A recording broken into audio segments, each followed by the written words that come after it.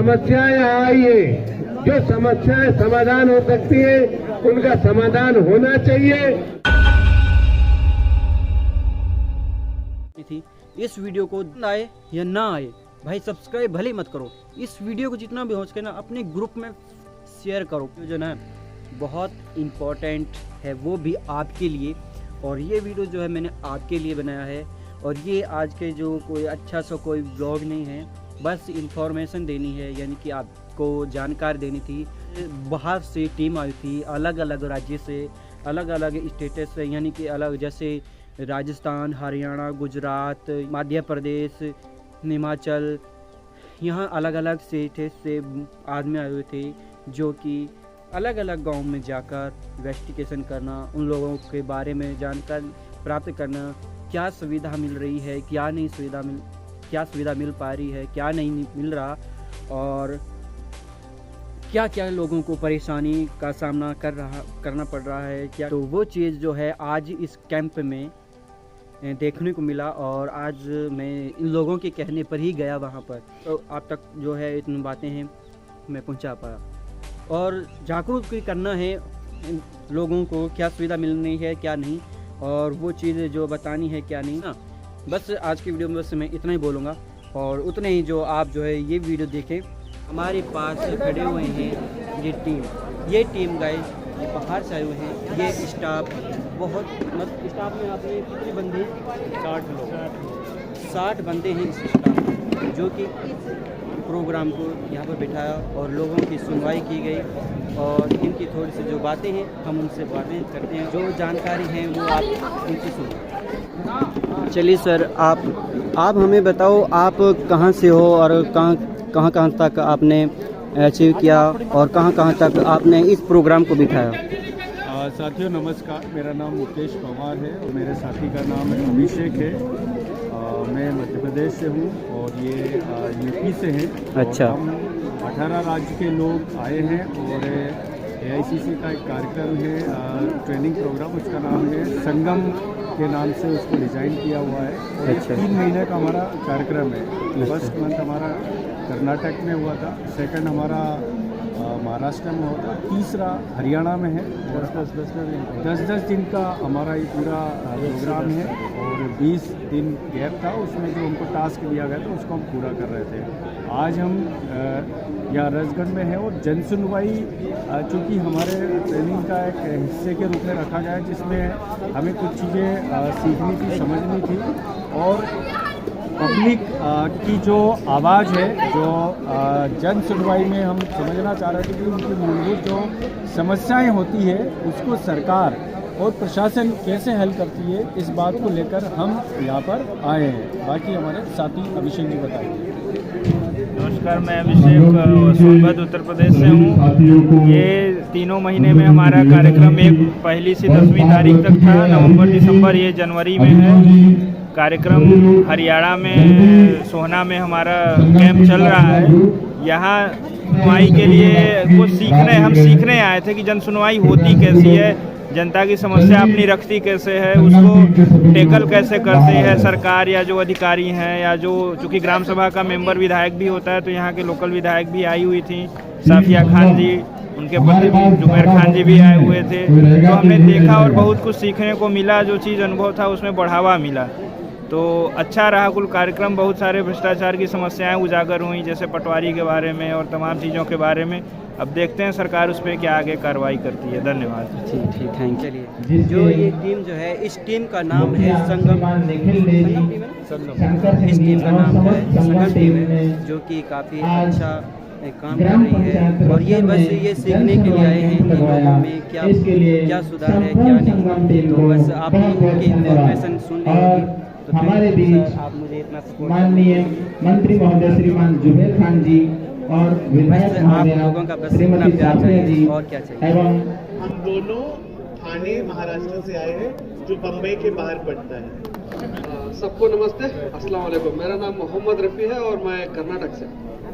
रसगढ़ वासियों को मेरा प्यार भरा नमस्कार। मैं महाराष्ट्र से अक्षय।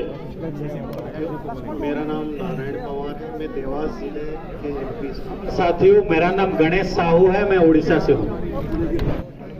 सभी को प्रणाम। मैं अभिषेक सोनभद्र उत्तर प्रदेश। नमस्कार, मेरा नाम पवन है, महाराष्ट्र के नागपुर जिले का रहने वाला हूँ। गाँव की बात, गाँव की बात, ए माँ की बात, ए हाथ की बात, लोग की बात, गाँव की बात, भाई भाई रे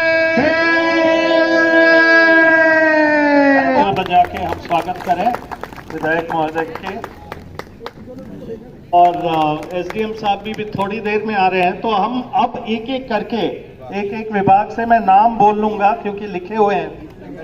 ये सोचना पड़ेगा।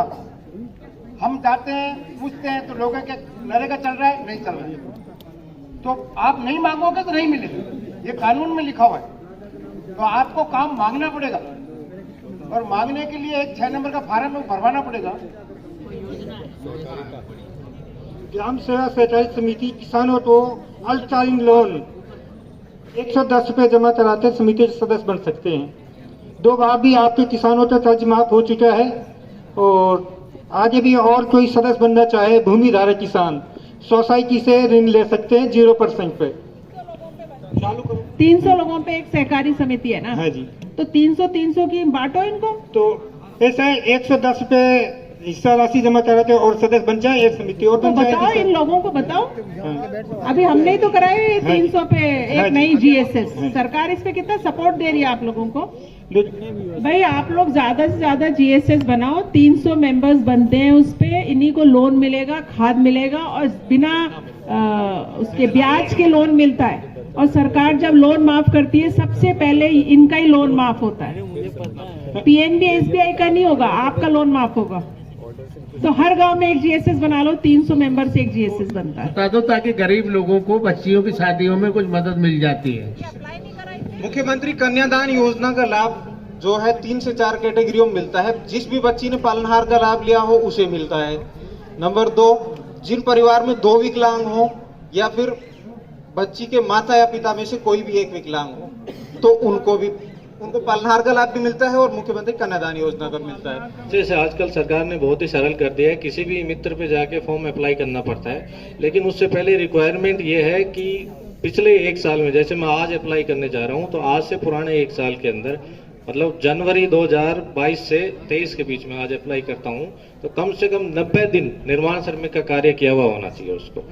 किसी भी नरेगा में अगर, लेकिन नरेगा में थोड़ा कंफ्यूजन ये रहता है कि परिवार को मिलता है नरेगा का, और तो नरेगा नहीं मतलब कोई जो ठेकेदार हो किसी भी कैटेगरी का, वो अगर कहेगा कि मेरे पास इसने चिनाई का काम किया है तो फिर वो पात्र हो जाएगा। बिल्कुल, दोनों चीजें भी हो सकती हैं सर उसमें। नरेगा में मान लो किसी ने 40 दिन काम किया है और 50 दिन बाहर कहीं काम किया है तो दोनों को जोड़ के भी 90 मान लेंगे उसको। ये समझ लो, ये बहुत फायदेमंद चीजें हैं, क्योंकि चुनाव की बात तो फट समझ में आ जाती है। तैयार है, पंच का चुनाव है, पंचायत समिति का चुनाव है, अब मंडी का चुनाव है, अब जीएसएस का चुनाव है, अब एमएलए का चुनाव है, एमपी का चुनाव है। उसमें तो तुम्हें बगैर बताए समझ में आ जाता है, जो वोट लेके गायब हो जाए, और तुम्हें जो अपने हित की बात है वो समझ में नहीं आती है। इन बातों को समझो, लाभ उठाओ, कैसे ज्यादा से ज्यादा लाभ हम सरकार की योजनाओं का ले सकते हैं। घायल भी होता है तो 5,000 रुपए से लेके 20,000 रुपए तक हॉस्पिटल का बिल लगाने पे उसको उसका वापस मिल जाता है।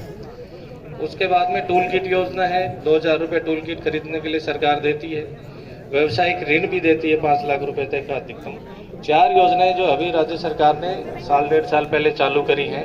अगर कोई जैसे अपने RS का पेपर होता है उसका प्रारंभिक परीक्षा पास कर लेता है तो 50,000 रुपए देती है। UPSC के लिए 1 लाख रुपए देती है।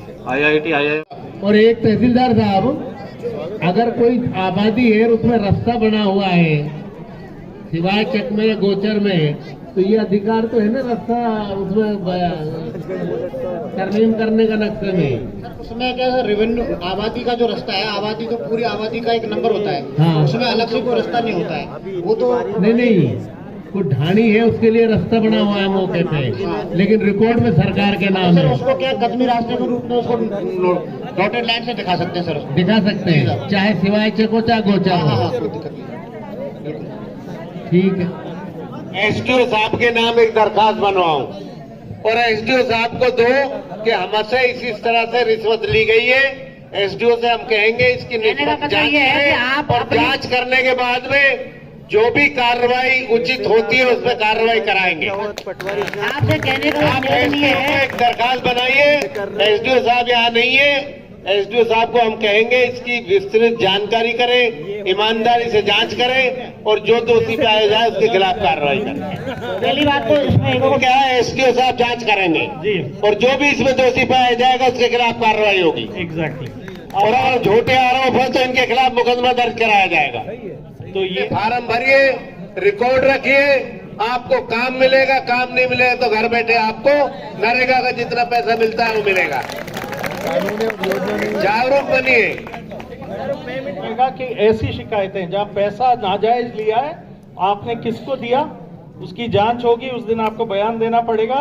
5,000 लिया, मेरा तो सुझाव है कि ऐसा होना नहीं चाहिए, लेकिन हो गया हो तो पैसे लौटाओ। हमारे 2 साथी आते रहेंगे तो ये साथी लोग हैं अलवर से, ये लोग भी आ जाएंगे, आपकी मदद कर लेंगे। ठीक है, तो नरेगा में एक नहीं 50 हो, 100 हो, 200, 300 संभालता भी रहेगा। तो मैं पंचायत वासियों की ओर से, सब जनप्रतिनिधि की ओर से, एमएलए साहब की ओर से, प्रधान की ओर से, सरपंचों की ओर से, अपनी ओर से और रामगढ़ विधानसभा की जनता की ओर से संगम ग्रुप के सभी लोगों को बहुत बहुत धन्यवाद देता हूं और उनको आगे फले फूले उनका संगठन, उनका ग्रुप। काम छोड़े कि इसकी जमीन पे इसका कब्जा हो गया, झगड़ा हो गया, थाने में चलो। ये जनता का भी सोचो कि जनता को जो सरकार की योजनाएं है, चिरंजीवी योजना में कितने लोग बचे हुए हैं, उनका रजिस्ट्रेशन होना चाहिए। नरेगा में जो पात्र हैं, जिनको लोग मजदूरी मिलनी चाहिए, मजदूरी मिलनी चाहिए। मुख्यमंत्री कन्यादान योजना में किसको लाभ मिलना चाहिए। बुजुर्ग को पेंशन मिल रही है, नहीं मिल रही है, मिलना चाहिए। तो मेरा जनप्रतिनिधियों से निवेदन है और कार्यकर्ताओं से निवेदन है कि इन बातों को भी ध्यान में रखें कि ना कि सिर्फ राजनीति करे, जनता की सेवा कैसी होनी, ये इसीलिए चुनाव लड़े जाते हैं। और मुझे तकलीफ है कि कोई भी जनप्रतिनिधि कभी ये नहीं आके कहता कि मेरा फला गरीब को अनाज नहीं मिल रहा।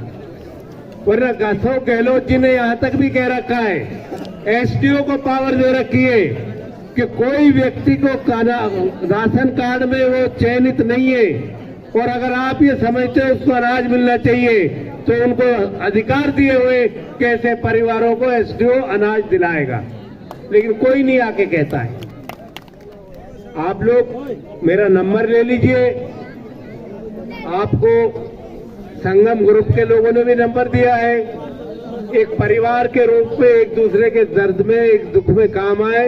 इन्हीं शब्दों के साथ बहुत बहुत धन्यवाद।